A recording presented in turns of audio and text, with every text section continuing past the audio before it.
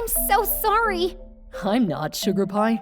The guy smiled and I saw spinach stuck in his teeth. Ew. As if that wasn't enough, he suddenly tightened his grip around my waist. Excuse me, you're giving me claustrophobia. Oh, trust me, I'm gonna give you much more than claustrophobia. The guy pulled me closer, but I had had enough. I raised my fist to smack his stupid face, but he grabbed it midair and twisted it behind my back like a pro. Open your fist, now. I howled in pain and opened my damn fist, and the gold chain I sneaked off his neck a few seconds ago fell out. It was 11 p.m. when Mr. Rothschild walked out of the restaurant with his little daughter. He parked his car on the next street, so he decided to pass through a dark alleyway to get there. Uh-oh, wrong decision. The father-daughter duo had just walked a few steps when a hooded figure landed in front of them, and he had a freaking knife in his hand. Hey, Mr. Richie Rich, give me all you have, or else. Or else what? Okay, first things first, when a dangerous-looking guy confronts you in a dark alley with a weapon, the last thing you should do is show false bravado. Mr. Rothschild's legs were shaking like limp noodles, yet he assumed it was a good idea to challenge the guy. Wrong decision, again. In the blink of an eye, the guy swooped in, picked up his daughter, and pointed the knife at her delicate throat. If you love your precious daughter, do as I say, quick! Mr. Rothschild's eyes grew wide with fear. He immediately fished out his wallet and gold chain and was about to hand him to the bad guy when someone entered the scene like a ninja and kicked the mugger's arm so hard that the knife went flying into the nearby dumpster. Before he could figure out what had hit him, the ninja retrieved the little girl and delivered a few classic punches that knocked out the thief for good. Now, if you're thinking, oh my god, what a hero, let me get this straight. That wasn't a hero, but rather a heroine, aka me. Hey, I'm Jade, but people like to call me Robin Hood because I spend most of my days doing exactly what Robin Hood did. Steal from the rich jerk guys and give back to the poor. That kind of explains why I walked out of the alley with Mr. Rothschild's wallet and chain that I'd sneakily swooped off his hands just when all the action began. Nuh-uh, don't label me a jerk just yet. I have a reason for hating Mr. Rothschild. The man bribed government officials to build a shopping mall on the land marked for a rescue shelter. I'd have happily seen him get mugged, but taking his little daughter hostage was a bit too much. I mean, it isn't the poor child's fault her dad is such a poop head. Jade, are you talking to yourself again? No, I'm talking to them. Leave it, you won't understand. Yeah, just like you won't understand how important it is to pay electricity bills on time. What? Did they cut the power again? How can you be so irresponsible, Jade? Don't worry, I'm gonna go to their office straight away. Time to show who they're messing with. Or maybe just pay the bill so we get the power back. But that was way less exciting. But sadly, Sarah wasn't in the mood for my sass, so I had to listen to her. Oh wait, did I tell you guys who Sarah is? Well, she and I grew up together in a stinky orphanage even pigs would refuse to stay in. Our beds were so hard, most of us got piles. Leaky bathroom taps kept our dormitory flooded, and don't even get me started on the food. It was a treat if we didn't find a few bugs in every bite. The only good thing about a few years I spent there was the survival skills I learned. And I kid you not, I was the most feared child in there. I watched tons of kung fu movies and loved to practice my moves on anyone who dared to piss me off. Like this one time, I saw a boy bullying Sarah in the canteen. I ignored the scene for a while, but when the jerk smashed her bracelet, which was literally the only thing she had left of her parents, oh, I lost it. Do you have some dental handy, jerk face? No, why? 'Cause you'll need it after I'm done with you. I started throwing my kung fu moves at him at such speed it made everyone's head woozy. He ended up with a broken nose and 2 missing teeth, so he needed a painkiller to go with that devil. But when the warden got to know about my little stunt, she wasn't too thrilled and ordered me to scrub the toilets for a month. Me? Scrubbing toilets? As if.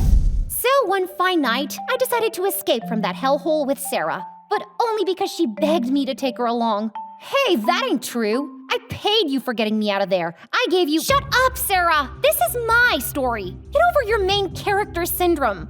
Okay, but not before telling these people you took my stuffed panda in return. That is not true. Okay, maybe it is. I have a thing for stuffed pandas, but shh, don't tell anyone. Doesn't go well with my tough girl image, you know?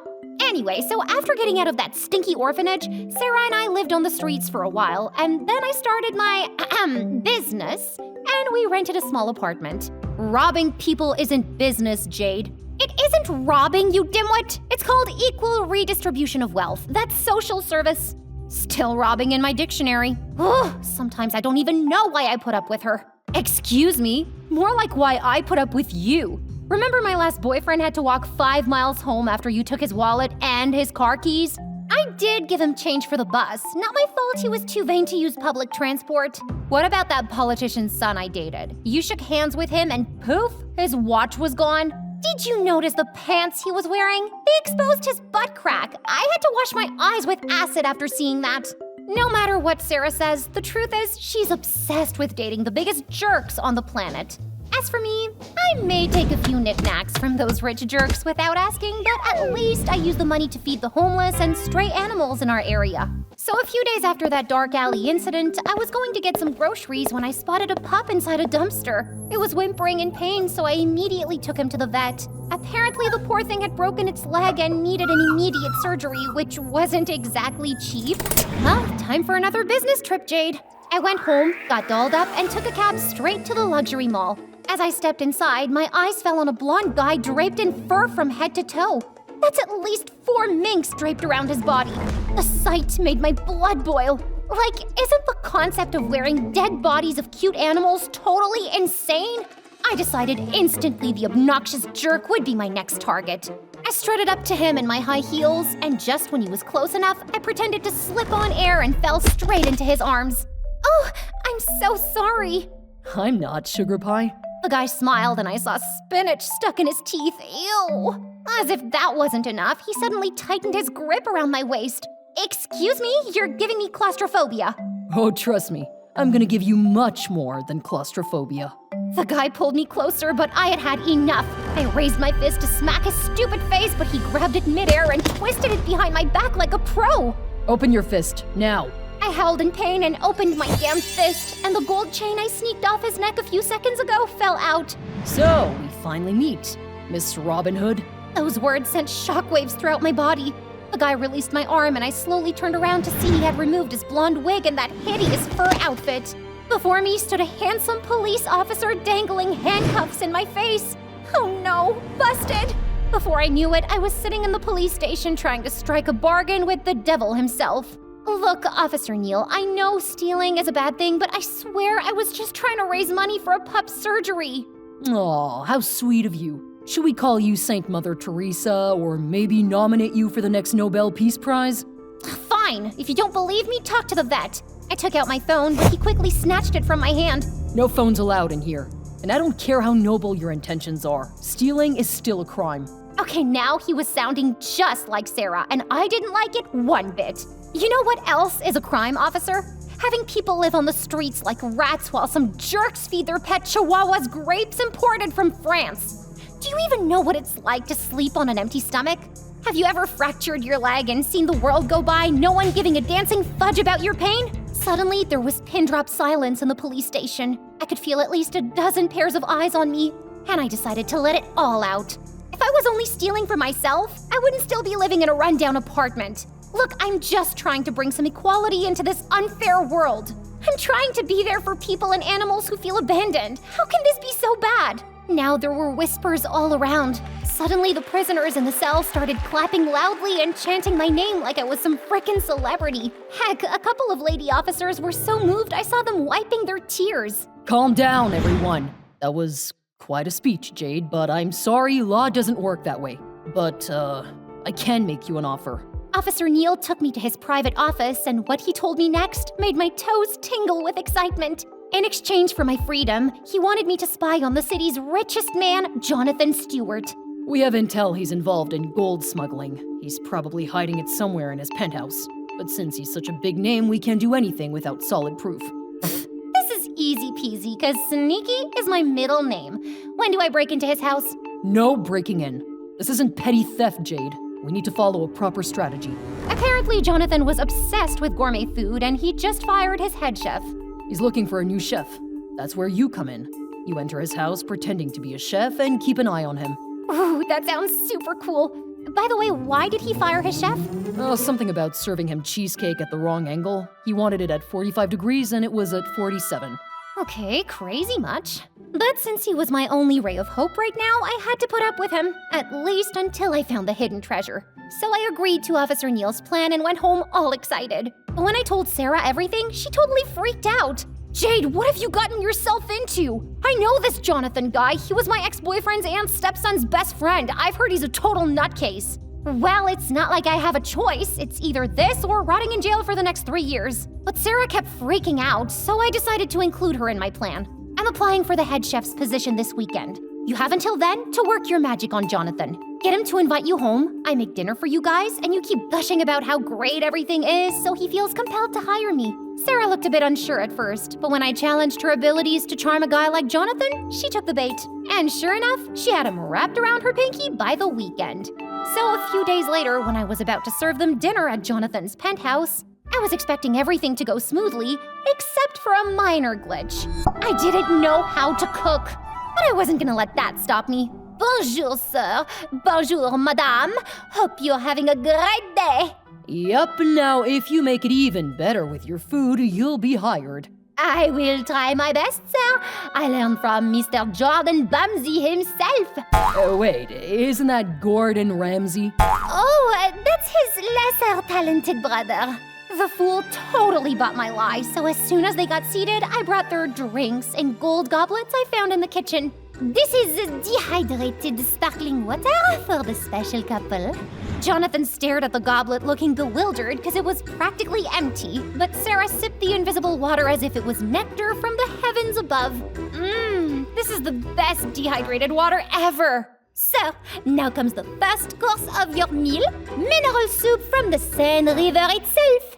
Okay, it was basically a normal chicken soup in fancy bowls, but Sarah slurped it down delicately and exclaimed, this is even better than the one I had at the Kardashians. I served them a few other of my, specialties that obviously I ordered from a nearby restaurant, and Sarah couldn't stop praising my culinary expertise. Anyway, after their exquisite meal, Jonathan suggested they get dessert outside, and I felt relieved. But sir, please tell me before leaving if I am hired or not? Jonathan looked unsure, and my heart stopped for a second. What if he didn't hire me? But thankfully, Sarah saved the day. Of course Jonathan will hire you. Where else will he find such a classy gourmet cuisine, right, babe? Yes, of course. You're hired, Miss, Miss Mariette Gosselin-Lévesque Sauvé. Yeah, can I just call you Mary? As you please, sir. I like to keep things simple. Jonathan left with Sarah in a hurry, and I realized I had some time to snoop around for a bit. But before that, I had to deactivate the surveillance cameras, which, by the way, was a piece of cake for me. So I spent the next hour looking through his study, the living room, the guest room, but no luck. His bedroom door was locked, though, and that made me wonder if he'd hid all the treasure in there. The next few days, I kept looking for opportunities to get into his bedroom. And one fine day, I got it. Jonathan was down with the flu, so he asked me to make herbal tea for him, and I made it. But when I went to his room, he wasn't there. I immediately locked the door and started looking through his drawers, but nothing. Zilch, nada. As I was going through one of his bedside drawers, I heard the bathroom's door open and I froze. I turned around to see Jonathan walking out in just a freaking towel. Mary, what are you looking for in that drawer? Oh, sir, I was looking for your flu medicine. You can have it with your herbal tea. I've had my medicines. Just give me the tea. With shaking hands, I took the cup and walked towards Jonathan, who for some weird reason seemed to be checking me out. Then, just as I was about to hand him the cup, he grabbed my hand. Did anyone tell you you have the most beautiful eyes? What, sir? Yeah, and those lips. They remind me of rose petals. To my horror, the moron then closed his eyes and pouted his ugly lips for a kiss. On an impulse, I jerked my hand and dropped the boiling tea on his bare chest. Ow, you idiot! What have you done? I'm so sorry, sir. You take a cold shower. It will cool down the hotness of your chest. Jonathan rushed into the bathroom, and that was my cue to take my butt out of this room. What in the frickin' froggies just happened? Wasn't that freak dating Sarah? Then why the heck was he hitting on me? Gosh, this Jonathan guy was way worse than I imagined. I immediately ran to the kitchen and called Sarah, but just as I dialed her number, I slipped on something and crashed into a crockery cabinet. To my utter shock, the cabinet rotated, and I found myself in a tiny room stacked with gold bars. Holy crap, that's like 1,000 bars of gold. I couldn't believe my eyes. I'd been looking for this treasure everywhere while it was lying right here in the kitchen all along. I had to call Officer Neil and tell him I'd found the gold, but when I turned around to look for my phone, I found it in Jonathan's hands. So, you've seen my little treasure, huh? I'm sorry, I just crashed into this cabinet and it turned and poof. Wait, what happened to your accent? Oh, sir, I switch to an American accent when I see too much gold. Sorry, babe. You can't fool me anymore. Jonathan lunged at me, but I sidestepped just in time and he slammed right into the refrigerator. If you don't want your bones broken, you better let me go. I'm a black belt in judo, and I learned martial arts in Japan, so it's you who should be worried. Turns out, he wasn't lying. The guy knew how to defend himself, and boy, his punches hit hard. I was almost on the verge of getting strangled by him when the penthouse's doors burst open and an army of officers swarmed in, along with Officer Neil and a very worried-looking Sarah. The officers quickly overpowered Jonathan and took him away. Jade, are you okay? I guess so, but how did you guys find out? You called, remember? And then I guess the phone fell from your hands, but I could hear everything. You finding the gold bars, Jonathan threatening you. I immediately called Officer Neil. I hugged Sarah and thanked her for saving my butt. A few minutes later, as we were leaving Jonathan's penthouse, Officer Neil caught up with us. Jade, thank you for helping us solve this case. That's it? Just a plain thank you? I freaking risked my life for this mission. I almost got strangled to death, officer. Suddenly, Officer Neil started smiling mysteriously, and then he told me something that made me jump with joy. I wanted this to be a surprise, but since you're so eager, the police department has decided to hire you. God knows we could do with one more compassionate officer. What? That's cool. But wait, remember I told you about that pup? He still needs that surgery, you know? I paid for it, and I also adopted him last week. I was so happy to hear that I couldn't resist hugging Officer Neil and kissing him on the cheek. His face turned red as a tomato as he muttered something about me being a nutcase. So friends, that's how my life did a total backflip. From being a lawbreaker, I turned into a law enforcer, and I loved every bit of it. The best part? Sarah and I started a GoFundMe page, and within a month, we'd raised enough money to set up a community shelter in the city.